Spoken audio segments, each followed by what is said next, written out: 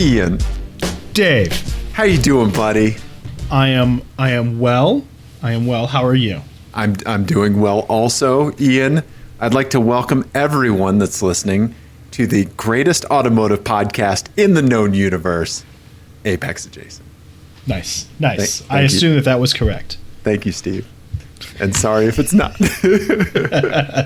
Ian, I hate to do this, but I have to start the podcast off today with some sad news, man.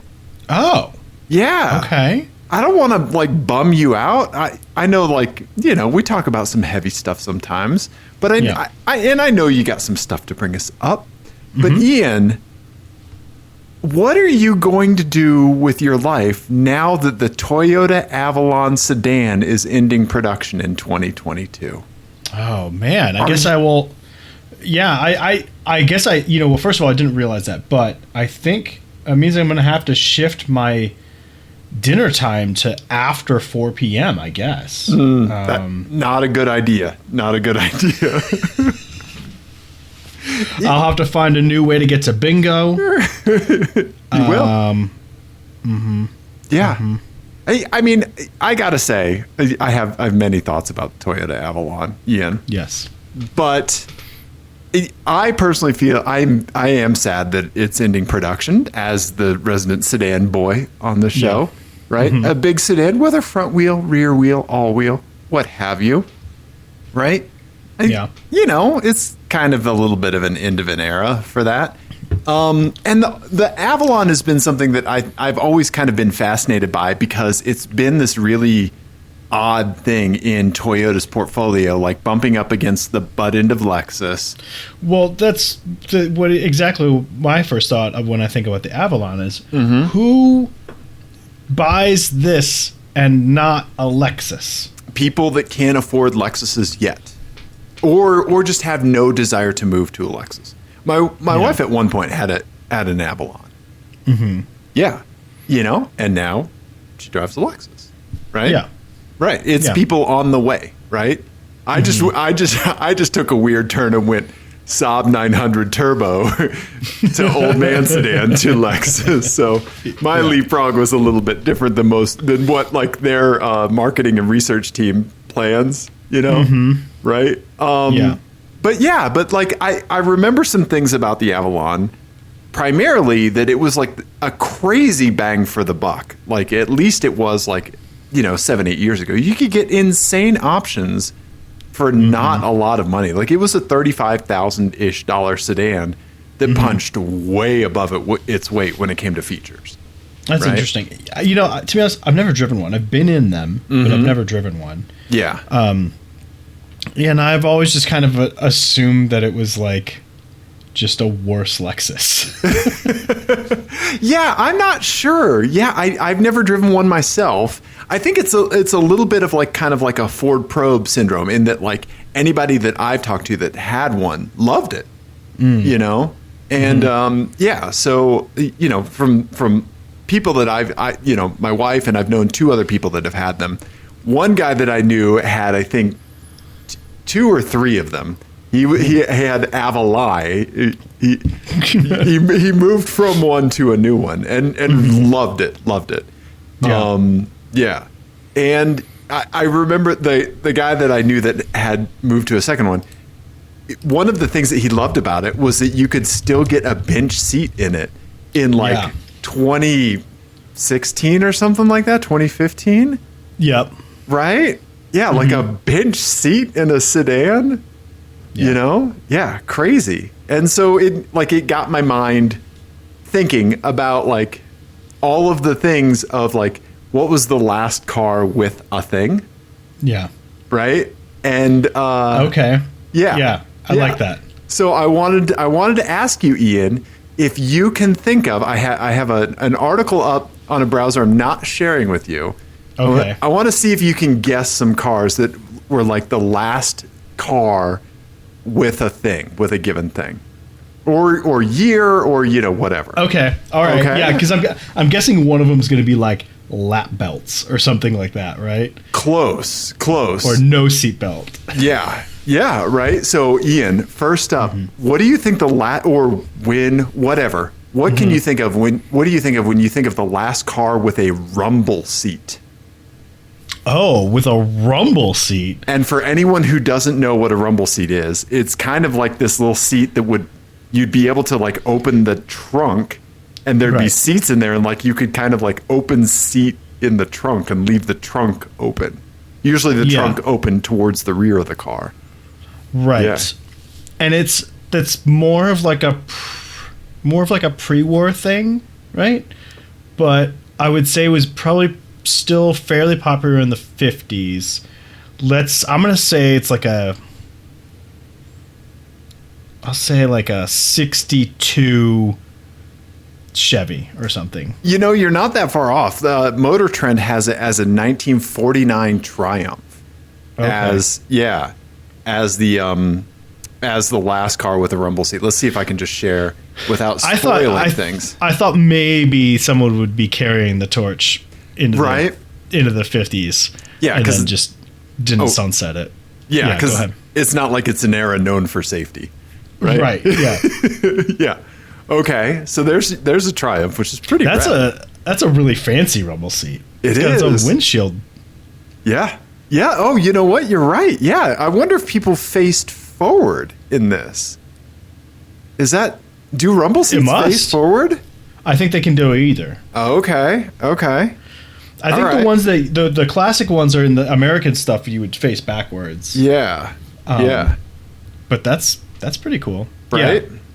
Yeah. And so like you always think about it in like 50s hot rods. Mm-hmm. But I guess those were all pre-war cars, so that makes sense. Right, exactly. Right?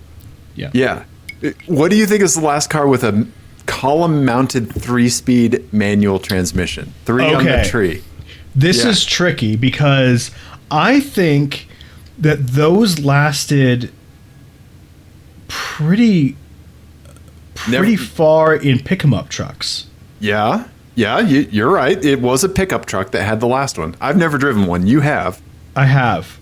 And I think it's probably...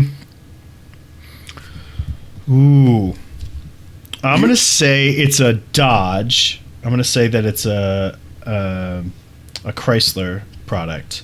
Okay, it's not. Or AMC. And it'll be... No, Chevy? It's a GMC. Yep, so Chevy. GMC, yep. Okay. Yeah, Chevy and GMC, yeah. Okay. And I'll say 78. That's really close. What if I told you it was the same year that the Joshua Tree came out, U2's album? Is that like 81? 87. 87? 1987, you could still get... Oh, the Joshua Tree. A 3-speed manual transmission pick-em-up truck on the tree, 3 on the tree. Right? Wow. That's a good-looking truck. That is good. I like those wheels on that. Right?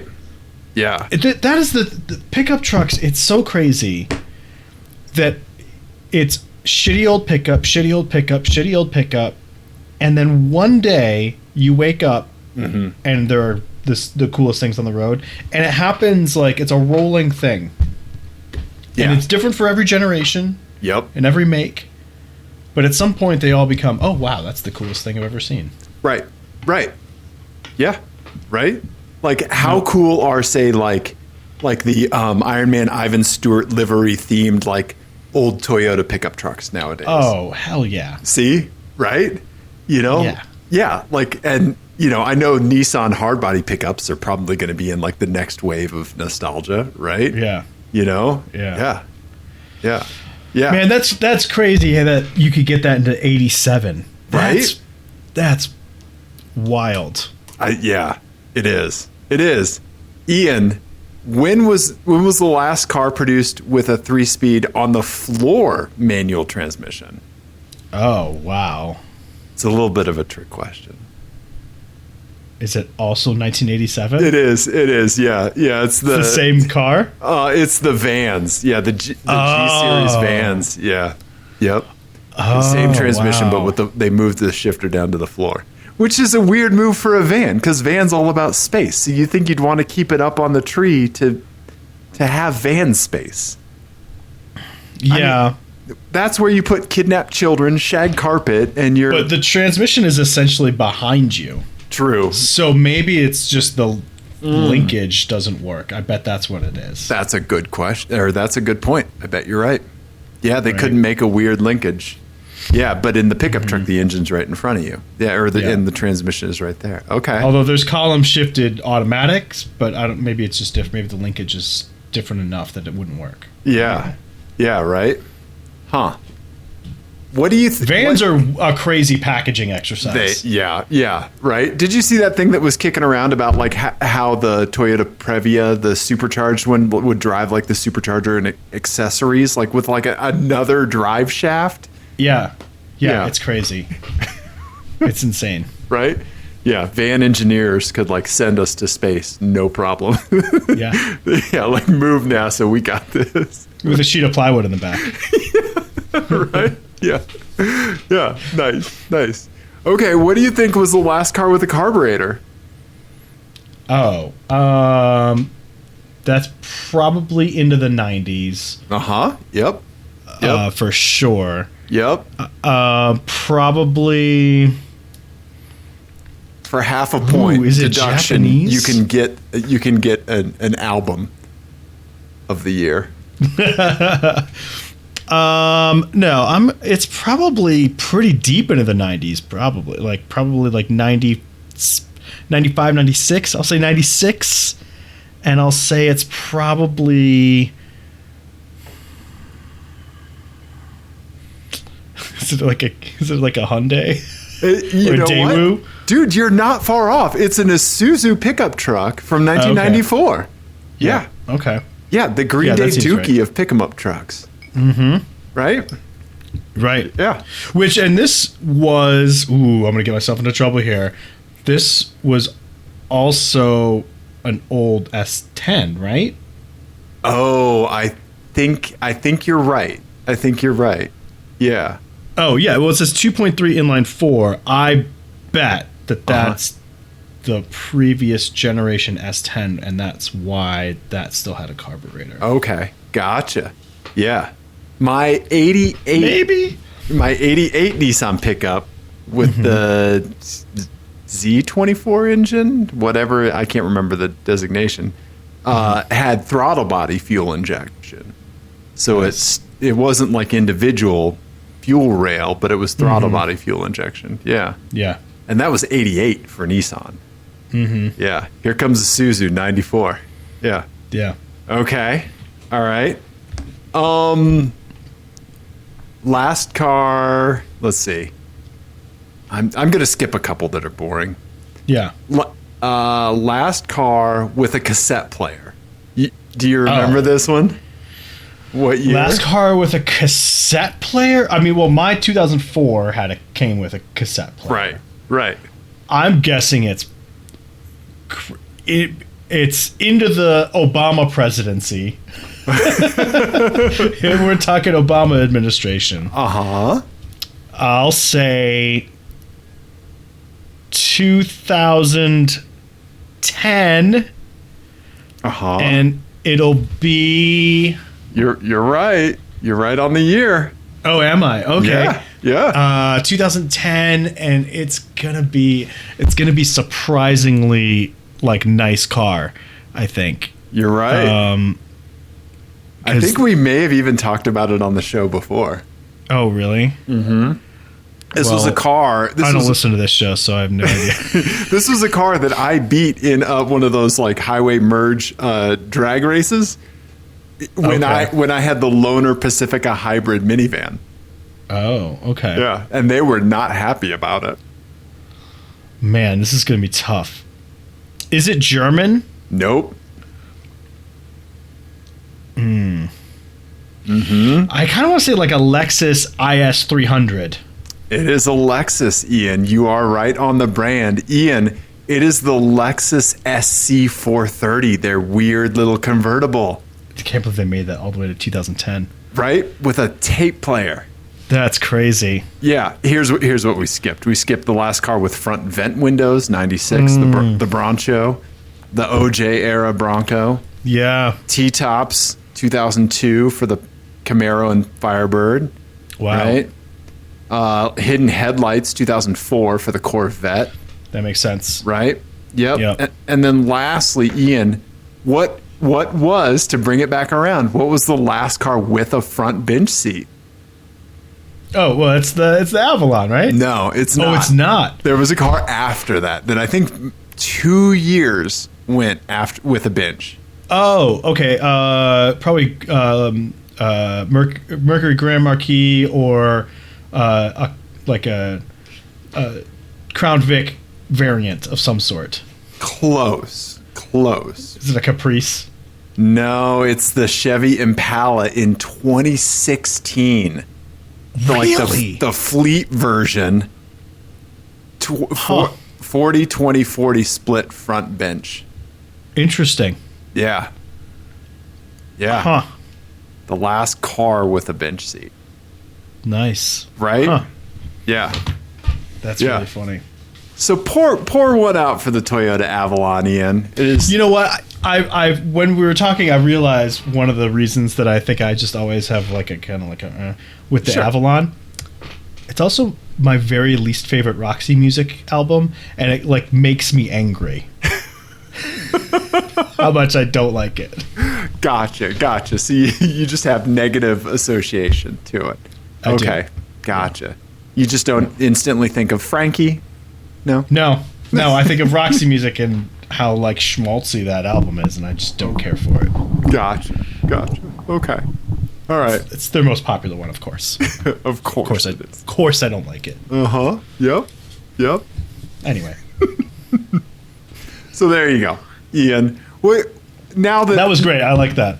That was yeah. fun. Well, good job guessing the eras, man. You were really nailing down the years. Yeah. Thanks. I feel bad for talking myself out of sticking to my pre-war guns on the on the rumble seat thing, but Oh no. Yeah.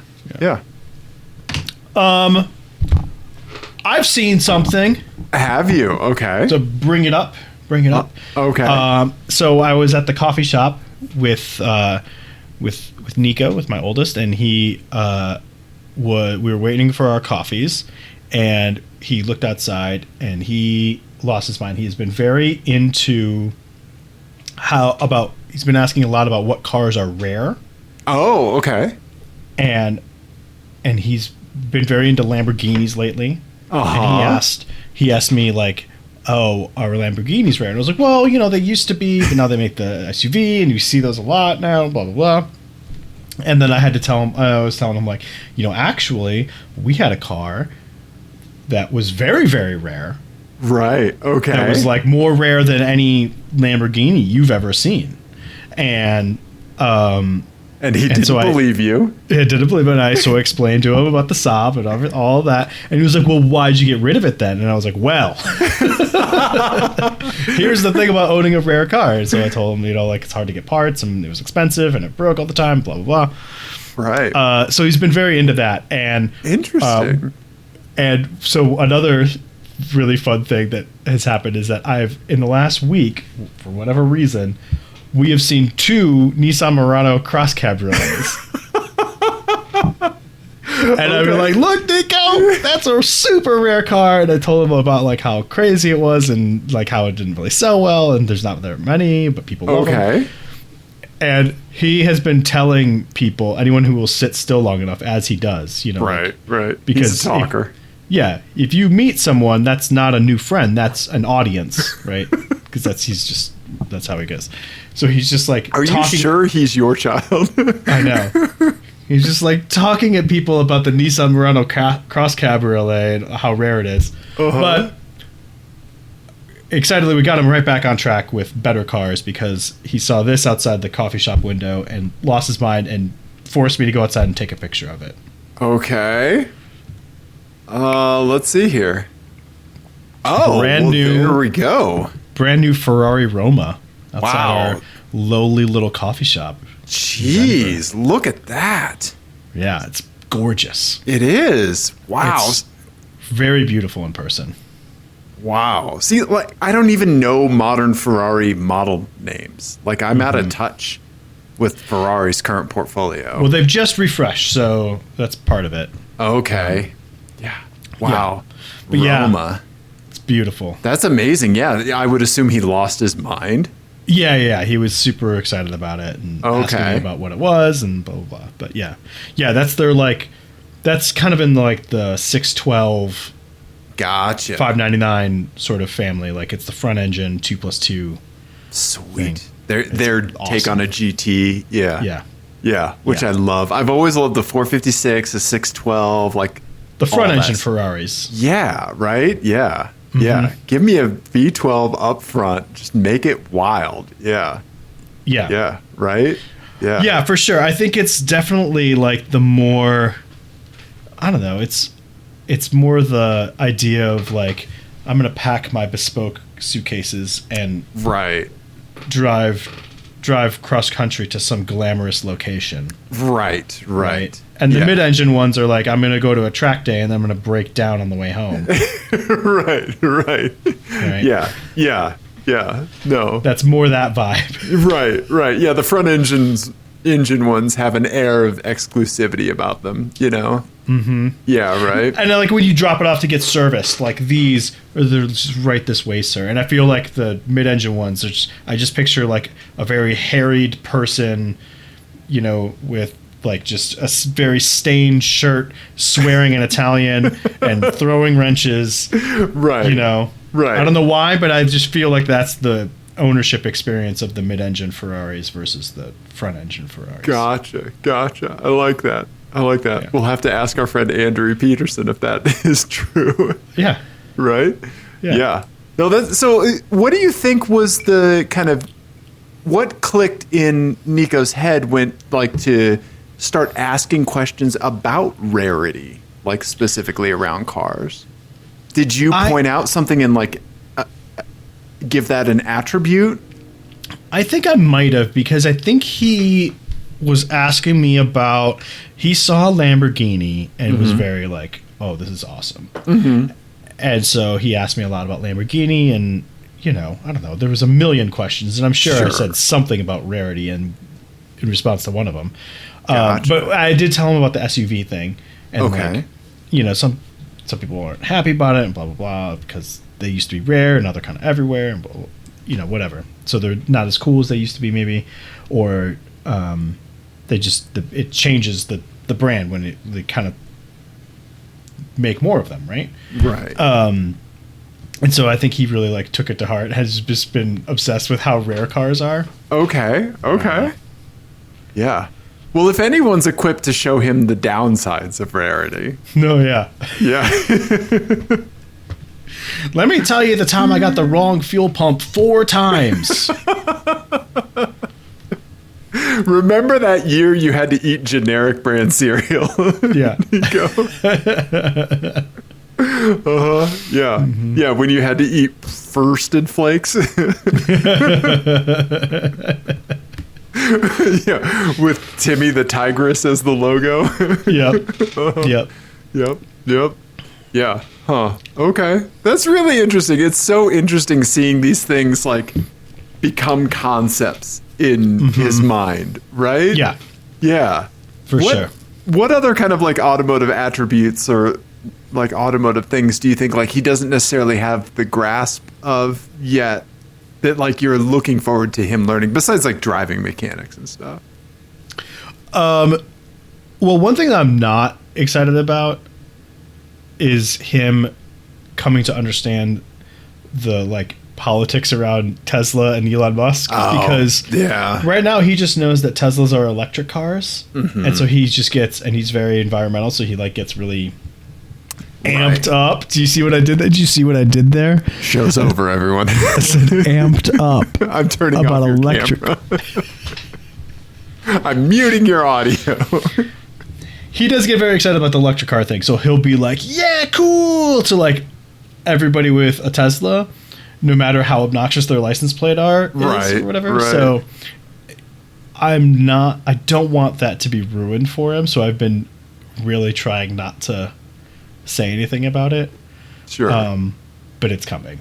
you know, Yeah. which is unfortunate. It is. It is. Which is another reason why your CEO shouldn't have a Twitter account. Right? Yeah. Yeah, exactly. Right on. Okay. Yeah. Well, I love it. That's awesome that you saw the Roma. Thank you for teaching me what a Roma is. No And problem. I'm glad that Nico saw it because that is awesome. Yeah. that's really right. A kid seeing a supercar is awesome, right? For sure. Yeah. I remember all the first ones that I saw. Yeah, and like remember when I was driving your R32 into my neighborhood and And the drive shaft fell off? No, there was that. But you were with me, so it was running fine. Yeah. You were holding the parts together. But we saw some kids walking on the sidewalk. What did you say? You remember? You go, rev remember. the engine. Oh, yeah. And I did, and you were like, they love that shit. And they did. They do. Right? They love it. They love a little, like, and it's funny, like, now my car is old enough that it looks a little out of place. Yes. It's just old enough that it looks out of place. No. And the fact, enough Mark IV Golfs have decayed that your car looks out of place. Right. Right. And so it, like, the combination of it being bright red Right.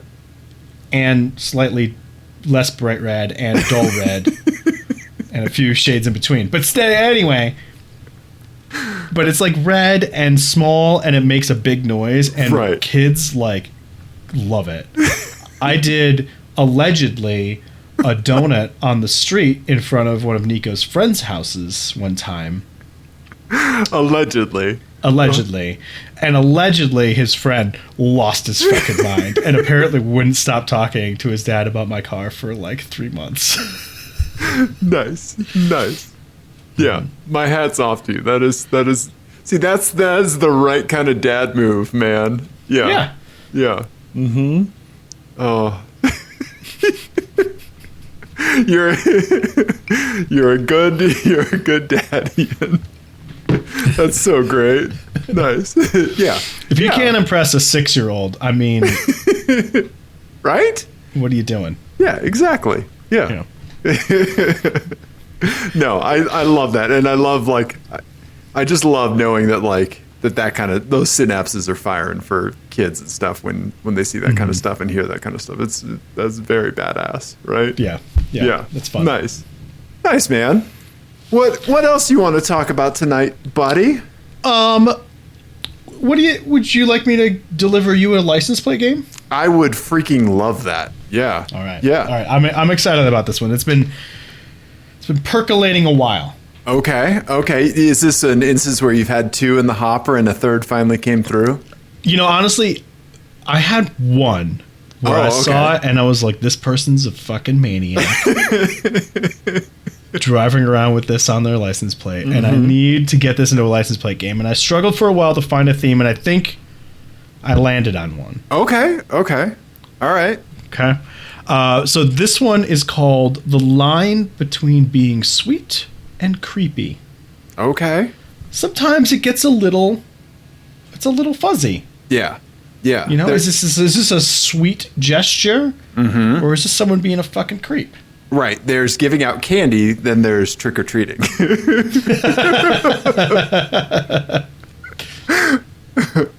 Yeah. Yeah. Uh-huh. Yeah. Okay. All right. So yeah, that's what this one's all about. Okay. All right, here we go. The line between sweet and creepy. .png. Okay. Oh boy. All right, so up top we've got a Volvo what I think that's an XC70 cross country. Cross country, thank you. I couldn't think of the name. Yeah, I was blanking out on that. And they're beige and fading ABS plastic black. Yes. Right? Then we have the greenish putty Subaru Crosstrek in the middle. And then we have a big gray GMC Sierra pick-em-up truck. Yes. Surprisingly, without any Trump flags or anything on it. So there you go. Not a one. Okay. And the license plates are Love My Girl LVM GRL. Romance. They just got the plate romance. Yeah. Straight up romance. And then Rule 35, which I'm not going to Google because I Googled it for you, so I can explain it if you would like me to. For anybody who doesn't know about the internet rules. Yes. So Rule 34 is very famous, and it says, if you can think of it, any scenario, someone has made porn of it. Right. Rule 35 is, if you are the one who finds something that isn't covered by Rule 34, you will then make. No. Yes, that's what it is. Oh, no. Yeah. Okay. Go to Urban Dictionary. Urban Dictionary. I'm sure you're right. 35. I'm sure you're right. When I say no, it's that part of me dying that now knows that. Like Yeah, the text of it is an addendum of the Internet Rule 34 stating that if there is no porn of it, it will be made. Gotcha. Yeah. Okay. All right. Yeah. Oh boy. Okay, so someone's running around with that other license plate. Right? Yeah. Oh boy. Okay. All right. So Love My Girl just sounds like a straight up pick 'em up truck kind of plate to me. Oh, interesting. Okay. That brings country music to mind, pick 'em up trucks, that kind of stuff. So my gut's telling me to go there. Okay. Right? Okay. The Volvo, I think I could see being romance. Okay. Mainly because I want to put Rule 35 on the Subaru because I think that's what this little freak is driving. I want you to paint me a picture of both the romance in the Volvo person, like who is this person? Yeah. And then the Rule 35 in the Subaru person as well. Because I think I know where your head is at on the Subaru one. Okay. So romance for the Volvo cross country. I picture someone that smells like used books, right? Okay, like they live in a tower of romance novels. Okay, right? That like the Volvo is to haul more books. Okay, right? I think that's like the cargo space is required to go to like romance novel conventions. Okay, right. That kind of stuff. That's the kind of person that I'm imagining with the romance plate with a Volvo XC70. This is somebody with many cats. Yes.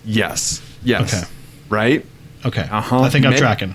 Yeah, many cats, unless at one point one of the cats peed on a book and a decision had to be made. Okay, fair enough. Okay. Yep. All right. Okay. Then the Subaru Crosstrek. I think you're just young and internet savvy and you're just trying to be funny and weird. And I think that's the car of this person. I thought you went there. I thought you were thinking of the old SNL sketch of Will Ferrell and Rachel Dratch in the hot tub. In the hot tub, that's right. Yeah, being very explicit about what they do in their Subaru. Yeah, their weird ear canal sex or whatever they're doing. Yeah. Yeah. Yeah. Don't Google that, everyone. Please don't. Okay. But the SNL sketch, yes. Ear canal sex, no. No. Yeah. So that's what I'm thinking here, buddy. Okay. That's what I'm thinking.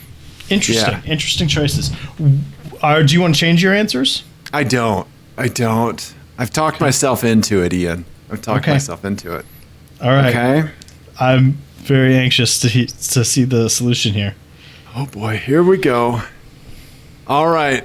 You've got one correct. I got the pick 'em up truck, Love My Girl correct. Good call on Love My Girl. I saw Romance this weekend. Okay. Up in the mountains. And I was like, there's nothing romantic about that car. Incorrect. Yeah, exactly. Yeah, you've labeled the car with the thing that car is missing. Yes. And also probably your life. Yeah. But I want to talk about this Rule 35 maniac. Like, You're right, because this car screams, I wear tweed and corduroy, and that is it. Yeah, yeah. Uh-huh. What sort of really depraved things is this person into?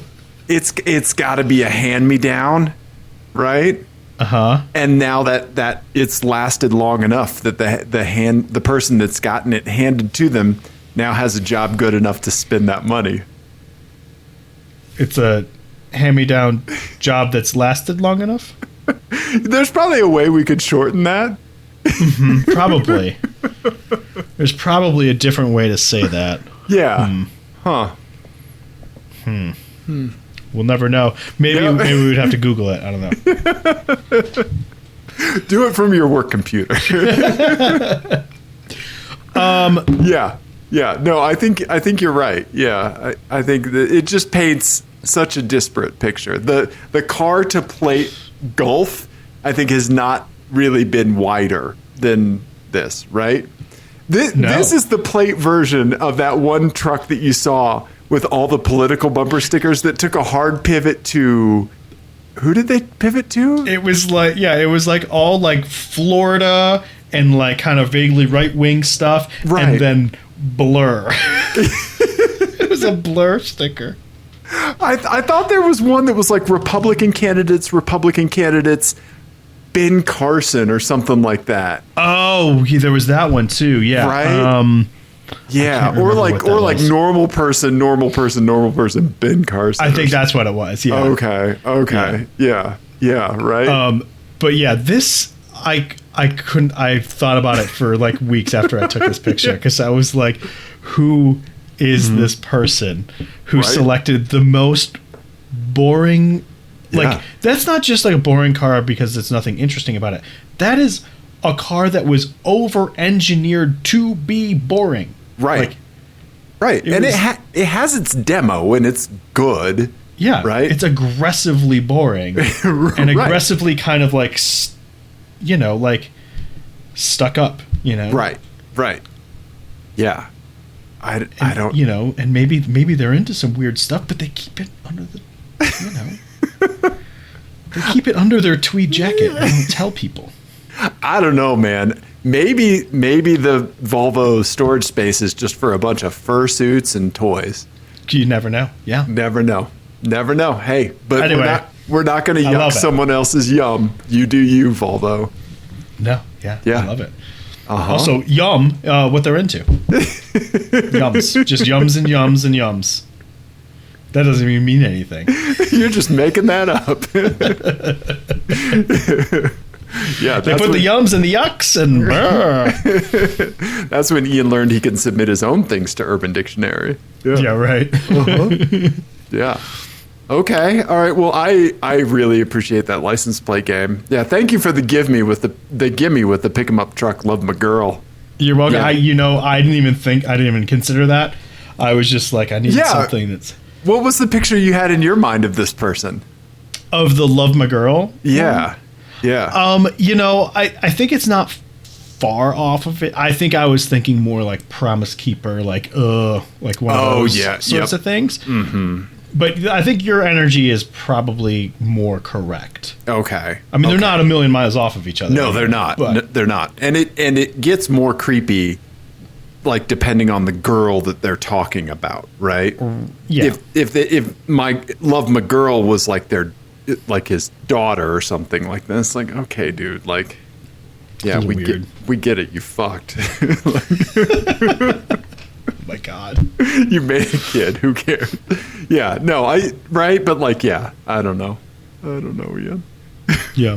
I like that you're just putting your hands down and backing away from that. I mean, we were talking about weird internet porn earlier, but Jesus. Dave. Uh-huh. Yeah. Yeah. Thank you. All right. Yeah. I like that one. All right. Mm-hmm. What else we got? This says, you have my eyes. Oh, I do. It's real quick. So we'll get to the main event after this. But, there's another Abarth that I see when I go to Costco. I think it's one of the employees. Don't want to dox this person, but I managed to finally get my car parked next to theirs. and I got a little picture of the Fiat friends. Yes. Yeah. Yeah, all they need is white stripes and we'll be like Bizarro Universe versions of each other. Yeah, like yin and yang. Right? Yeah. Yeah. Yeah, but like one day when I was at Costco, because I'm there like every day, dude, buying pants. What else am I going to do? Right, yeah. Like Take these back. These don't have enough pleats. Yes. Yes. One of the side skirts was off the car. And then, like, the next time I saw it, it was on. So, like, they were working on it, you know, like, they took the side skirt off to, like, clean it all up, you know, and had reattached it. So they're working on their Abarth and keeping it running. So, yeah. I really do. I like the idea that you have, like, an unrequited car friendship going on here. Yeah. Right? Where, like, you know that you're car friends with this person, but they don't know that yet. Right, because they have not. Well, I did see them sitting in their car at one point like a while ago, and did briefly talk to them. Oh, you did? Oh, okay. Yes. So they do know that, like, there is some weirdo in a white Abarth that, like, occasionally visits. Nice. Yeah. Okay. Yeah, but you're right. Like, most of the time, like, it's me, like, interacting, and their car is just there. Right. Right. Yeah. Yeah. Yeah. That's great. So there's my Fiat friend. Oh. Yeah. You guys could really just share one of these parking spots. You're right. We could both, like, park perpendicular in it. Yeah. Yep. Yeah. Right. Nice. All right, Ian. We did a little pre-show planning, kind of. Yes. You know. It happens. It happens from time to time. Yeah. Yeah. We actually plan these things. So the last couple of weeks we've been talking about kind of the pantheon of bad decisions that you can make on Craigslist or Facebook Marketplace with buying crappy old cars. And we decided that it would be useful to start plotting them on the alignment chart, which, if no one is familiar with it, looks a little something like what Dave's going to put on the screen here, where it comes from the world of Dungeons and Dragons. The thing that, I don't know, probably most of our listeners have played at some point. When they did have friends at some point, I think. But basically, it's that meme that you see where it's like lawful good, lawful neutral, lawful evil, all the way down to like chaotic evil, right? So you get 9 sort of squares. And what we thought, because we've been talking about this, it'd be nice to, like, on the show, assign some targets, some, like... Right, reference markers. Yeah, to these categories. Now, keep in mind, these are all going to be bad decisions. So it's not going to be like we're going to have, like, a really great car. Right. Is going to be in any of these, because these would all be bad decisions. Right. But what flavor of bad decision? What specific way is this car going to ruin your life? And that's what we need to know. There you go. Right. As an example, I would say something that, like, is lawful good. Right. If it's going to ruin your life, like, let's picture, like, say a very reliable Toyota Camry that you make it to the hospital with your pregnant wife, but the wheel, like, you come out and the tire's flat. Okay. Right? Yeah. Something I was thinking that sort of category car would maybe go in the neutral category. So that's kind of where I was thinking, like, Okay. That midsize, the Camry, the Accord. Ah, okay. Like we're taking it all in, like the form factor, Yeah. So that'd be like a beige 90s era Camry or Accord is sort of the neutral. And what I was thinking for lawful good was like a van. Oh, you know? Okay. 'Cause it's gonna accomplish some things. You're gonna haul some shit, or like a truck or something like that. Right. Okay. Right. All right. So we sorted this out before the show. Let me start up a share here. We've got my photo editing app here, Pixelmator Pro, open. So let me share it with you, Ian, so you can see it as well as the listeners here. Okay. We've got the alignment chart. So let's see here. Let me unpin that so everybody sees your pretty face. All right, there we go. Yep, boom, Ian. Looking great. Yeah, and also I did forget to share my browser when we were doing all the end of an era cars earlier, so I'm going to have to cut those in later. Oh, no. Oh, well. Yeah. Okay, so let's see here. So you were saying, like, should we start at neutral and work our way from there? Yeah. Okay. Yeah, okay. I think that works. Okay, so like beige Camry. Mm-hmm. Okay. Yeah, like a beige Camry that needs an engine, okay. or needs a transmission or something like that. How about a beige Camry with the Toyota Camry, or with the Toyota Dent, the Camry Dent? Yes. Okay. There you go. Okay. Perfect. Oh, there is a Facebook group called the Toyota Camry Dent Club.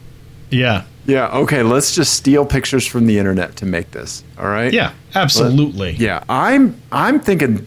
Oh, this is a good one here. This is a good one. Copy image. Okay. Let's make a new layer. All right. Got it. Ooh, this is photo editing with Dave. Yeah. Exactly. There we go. Look at that. Oh, perfect. Okay. Look at that. All right. Just smashed it right in. Boom. Drag it to the bottom. Okay. Position. That looks great. Okay. There we go. Done. All right. Perfect. Yeah. Uh-huh. Yeah. You can't tell that I've just recently pivoted from the Adobe suite to this. Yeah. No, that was fantastic. Thank you. Yeah, so I think the lawful side, I think that should, as it's ruining your life, should also be accomplishing a task. Right? I have an idea for lawful good. I want to run this past you. Okay. How about our good buddy Sid from One Hell of a Town? How about Oliver, the K pickup truck? Ooh. Right? Or a K van. Yeah. Yeah. I like right? that. Like with a happy face, right? Yeah. So let's just read. I will just read really quickly from Wikipedia the definition, so that way we're all on the same page. Yeah. A lawful good character typically acts with compassion and always with honor and a sense of duty. Mm-hmm. However, lawful good characters will often regret taking any action they fear would violate their code. Okay. Yeah.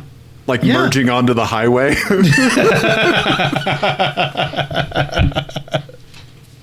Yeah. Yeah.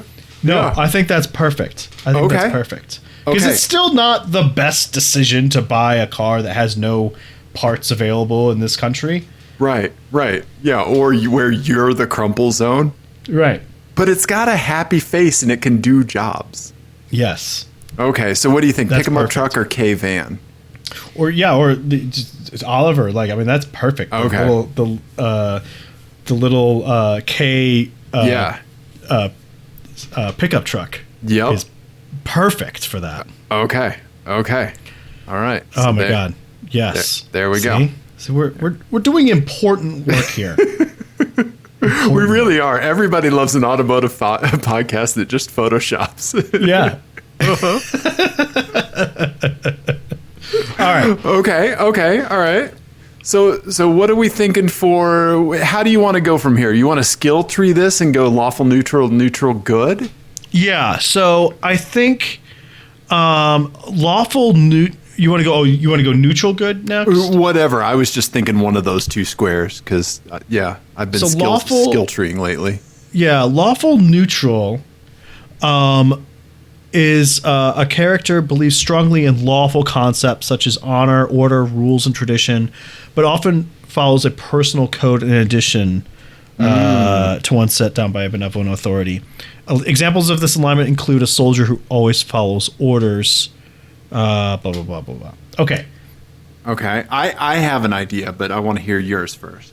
My first thought is like small pickup, but like a Nissan Frontier or something. Okay.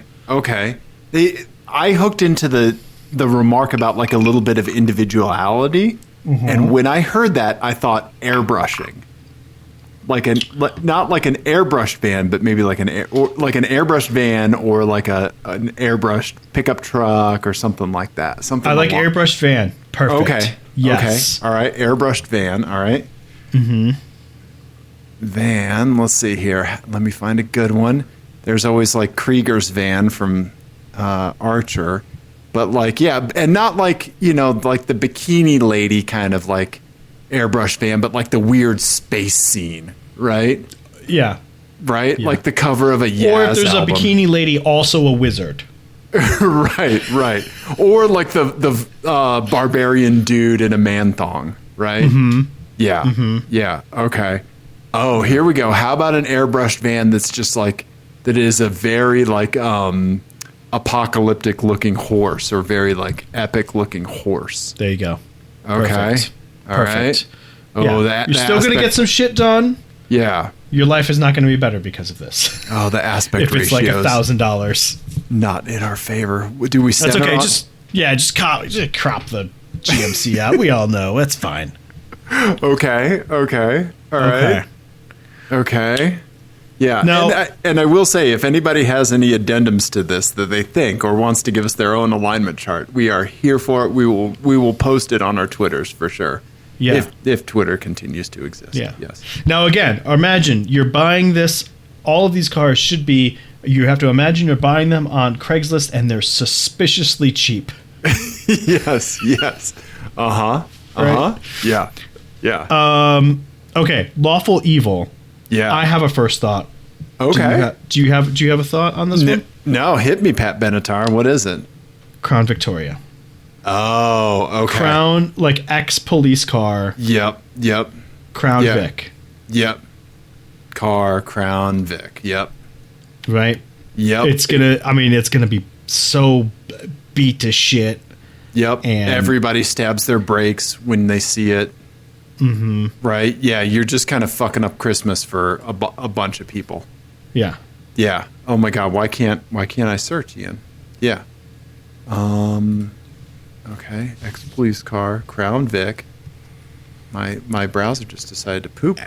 And this is perfect, because the thing is, a lawful evil character sees a well-ordered system as being easier to exploit than necessarily follow. See, there you go. It's someone who thinks they found a loophole by buying an old police car, right? Like, right. That's it exactly. Uh-huh. Yeah. Okay. Perfect. Yep. Yes. Oh, I love that. That looks great. You look great. Okay. All right. Okay. Neutral good. Neutral good. Okay, so neutral good is defined as, where is it? A neutral good character typically acts altruistically without regard for or against lawful precepts such as rules or tradition. A neutral good character has no problems with cooperating with lawful officials, but does not feel beholden to them. They don't suffer if the right thing to do requires bending or breaking the rules. They do not suffer the same inner conflict that a lawful good character would. Okay. I have an idea. Okay. Like that last part about kind of bending or breaking the rules, like that makes me think of like the Japanese automaker pact of not going over 278 horsepower, 76 horsepower. That was one thing that kind of came to mind. Okay. You know, because they were higher horsepower than that, but they didn't say it. They didn't say it. Right. Right. And they weren't like 600 horsepower, but they were more than 278. And giving the people more power is the right thing to do, even if it's not. That's what they want. The lawful thing to do. Right. And it had 278 horsepower at a certain RPM. Just not that maybe it went up from there. Mm-hmm. You know? Yeah, but yeah. Right? The gentleman's agreement between the Japanese automakers in the, what was it, late 90s, early 2000s? Yeah. Well, and it also kind of fits, too, because it's very, I feel like it's a very, like, optimistic and idealistic sort of outlook on life, right? Like, you can have everything. So I think the best thing to put in here is, like, a really beat-up 300ZX. Oh, okay. Right? Because that would have been subject to the gentleman's agreement. It would have been, we're going to put four-wheel steer on it. We're going to put twin turbos on it. We're going to give you T-tops. Right. It's going to be all things. And now it's probably all broken. But right. Okay. Let me. I'm looking for 300ZX project cars.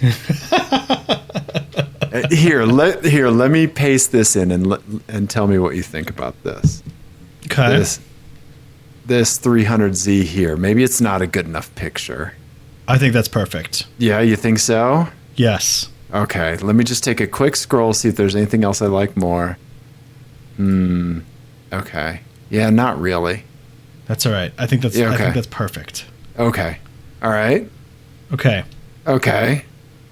Okay, let's make sure we save chaotic evil for last because I have a You have a good one? I have a very good one for that one. I would guess it's the same one that you do. Okay. Okay. All right.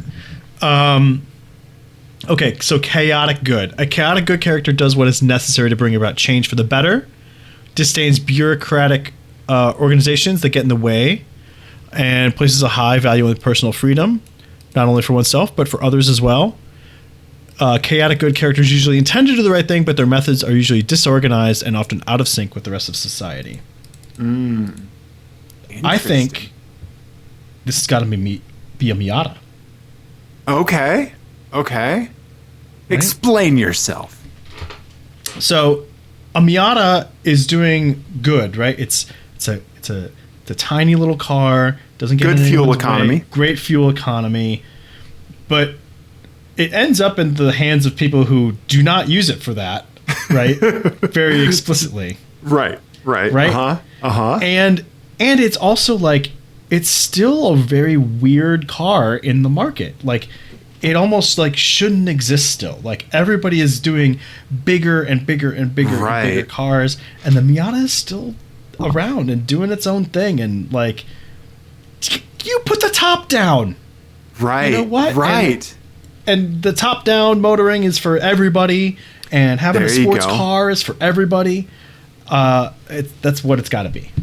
Yeah, you're spot on. Like that piece about like caring about freedom for yourself and for others. It's not a Lotus, right? Or it's not some like unobtainable convertible car or something like that. It's like the people's little convertible roadster. Yes. Right? You've hit it out of the fucking park, Ian. I love you so much. Thank you. What generation Miata you want me to put in here? We got to do NA, and it's got to have a giant wing on the back. Okay, with wing. Okay. Okay. All right. You know exactly the NA Miata that I'm talking about. I do. Everybody has seen one. I do. Here, how about we try this one first? All right. And it should be at least 7 different colors from the sun. Oh, this is that's perfect. That's great. Okay. That's great. All right. Okay. Yeah. It's a Miata with different color body panels and a giant ass wang. Yep. Okay. All right. I love your take on this, Ian. Okay. All right. Okay. Ooh, this one's gonna be tougher. Chaotic neutral. Chaotic neutral character is individualist who follows their own heart and generally shirks rules and traditions.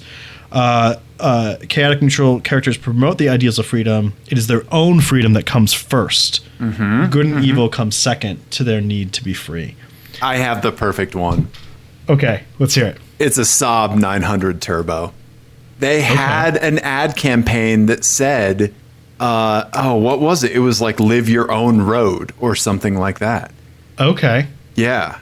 Saab own road. Find your own road. Yeah. That was their ad campaign in the 90s, like late 80s, early 90s. Yeah, find your own road. And I mean, I can verify that adding a Saab to your life does add chaos. Right. I'm thinking like classic 900 SPG. Okay. You know, yeah. Yeah. You don't want to go vegan? I don't, because the vegan was from the era after that. Like it was, it was later that the vegan came along. They were past that ad campaign. Yeah. Saab with giant turbo. big turbo. Yeah. Right. Let's see here. Like a Saab with like a turbo from like a Cummins diesel hanging out of the hood is what I'm picturing. I've got it, buddy. Here we go. Boom. Yep. See. Yes. Right. This is Rule 34, just in in action is what this is. Yeah, if you can think of it, somebody. Yeah, it exists. Yeah, right. That's okay. Perfect. Okay. All right. Yeah. How about we hit up neutral evil? Hit me with a description for that, Ian. All right. Neutral evil character, typically selfish, has no qualms about turning on allies of the moment, and usually makes allies primarily to further their own goals. Neutral evil character has no compunctions about harming others to get what they want, but neither will they go out of their way to cause carnage or mayhem when they see no direct benefit for themselves. Another valid interpretation is that they hold up evil as an ideal, doing evil for evil's sake and trying to spread its influence.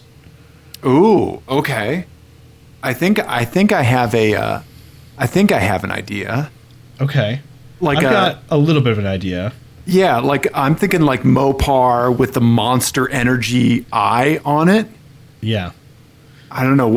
What are you thinking? You know, I'm not a million miles off. I was thinking like basically a V8 with straight pipes.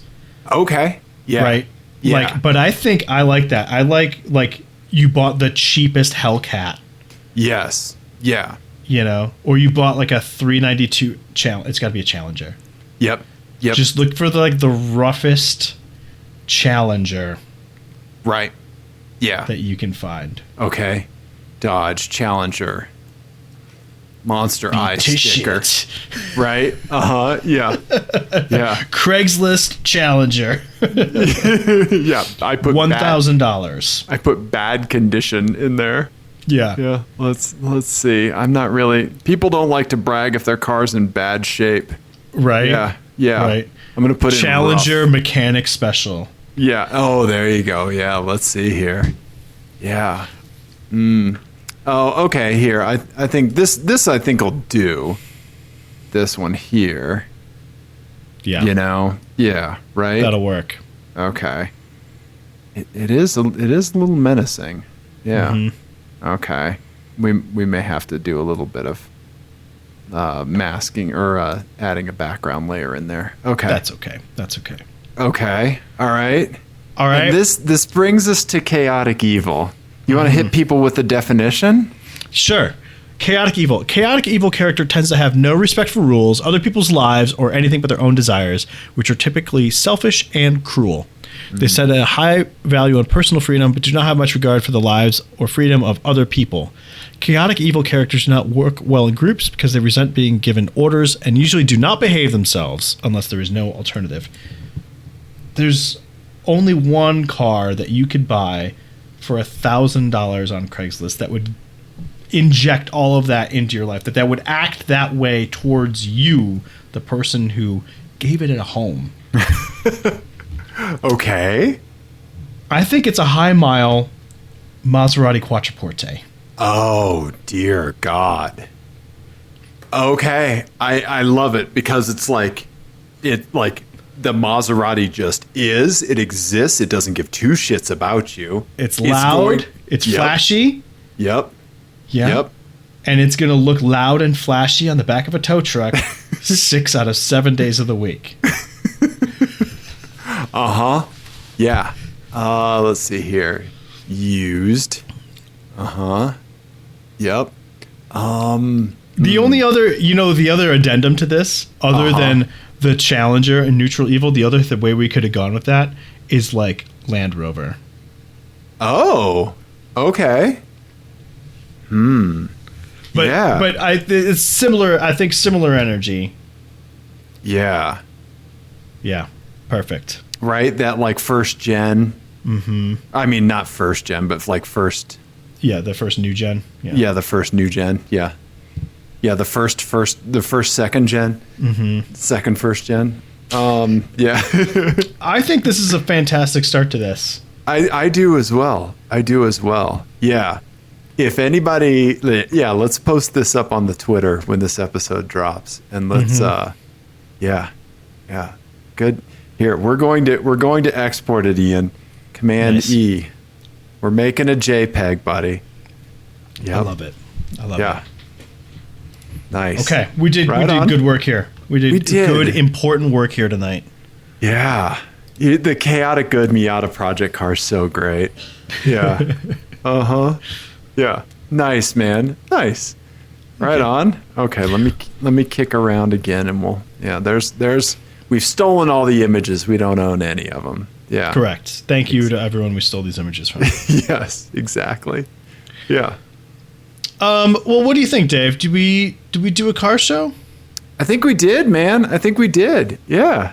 Okay. Yeah. Oh, we forgot Ian's album of the week. Ian, give us your album of the week. Oh, yes. Yeah. So I want to go. I haven't done like a rock album yet. I don't think I've done a lot of. I did like a hip hop. I did like kind of a weird noise thing last week. The Low album. We did like a post rock album with Shearwater. So I wanted to do a rock album, and I wanted to shout out one of my favorite bands of the last few years, which is Viagra Boys. Okay. And which my friend once really hilariously referred to as the Viagra Boys. They had an album come out this year called Cave World, which is really good. But the one that my favorite album theirs is called Welfare Jazz.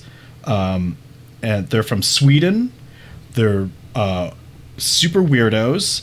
They kind of do like weird, like kind of country-ish. There's like a tiny sprinkling of country in there, but it's punk rock from Sweden with a frontman that was born in the U.S. It's weird. Okay. There's skronky sax sometimes. It's great.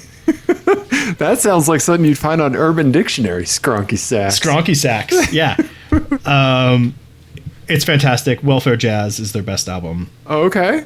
The new one's great too, but the Welfare Jazz is definitely the one to check out. Yeah. Okay. All right. They talk about shrimp a lot. They do. That's a great non sequitur. Yeah. Yeah. Yeah. I did try listening to some Viagra Boys after you first mentioned them when you saw because you saw them live, right? These are the people that who are the folks that are like the absurdly good musicians and they know it. That was Black Midi. Okay, yes, I listened to Black Midi and I didn't really vibe with them. I mean, fair enough. I'm excited to talk about Black Midi maybe next week when we do my top 10 of the year. Okay. You've given me an outlet to talk about my dumb music taste, so now it's not dumb. You have great taste in music. Now you've created a monster, and I won't be stopped. That's perfectly fine. Why do you think I said this was the first of a recurring segment, Ian? I like it. Yeah. I like it. Yeah. All right. Meanwhile, Nice. Sharon Jones and Break a Store back there, and we're not even talking about them. We don't need to, because this is Ian's album of the week. We can do Dave's album of the week. This is our show. We can do whatever we want. No, I want you to have an album of the week. I don't want to have an album of the week. We have to clear with all our sponsors first, obviously. No, that's one thing I really appreciate about you is your music taste. This is Ian's album of the week. Thank you. I appreciate that. No problem. Well, Dave. Ian. This was lovely. If everyone would like to complain about my shitty music recommendations, they can leave us a voicemail or text us at 720-515-1391. Yep. Yeah, definitely. Hop on over to our Twitter to look for the alignment chart. Yes. Let us know what you do or what kind of edits you think need to be made. Yeah. Oh, we got an email address finally. It's we finally got an email. Ian and Dave 1453 at AOL.com. No. At www. No, it is apexadjacent at Gmail. I think that's it. That's all the things. Yeah. We love you, everybody. Thank you. Goodbye.